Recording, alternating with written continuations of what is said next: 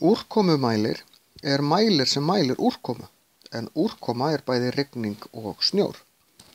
Úrkoma mæld í millimetrum, þar að segja á einhverju ákveðnum stað, á ákveðnum tíma, það talað um úrkoma á klukkutíma eða úrkoma á sólarhring, þess vegna úrkoma á ári. Og akkurat á þessum punkti, ef við tökum svæði sem væri kannski bara 1 fermeter, þá fellur einhver ákveðið þykkt lag af vatni, sem sagt, rigningu eða snjókomu á þetta svæði, og það úrkoman. Ef þetta fellur sem snjór, þá það látið bráðna áður en úrkoman mæld.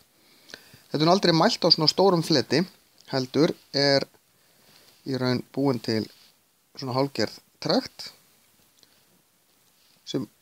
og rigningin fellur hérna onni, svo fellur þetta onni í mæliglas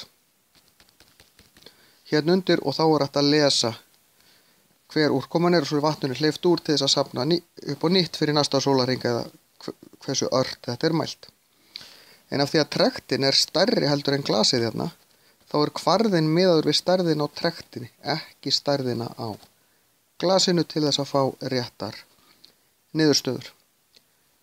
En þetta mælt eins og ég sagði áðan í millimetrum, það að segja hversu marga millimetra miðað við stærðin á fletinum vatnið myndar miðað við ákveðin tíma.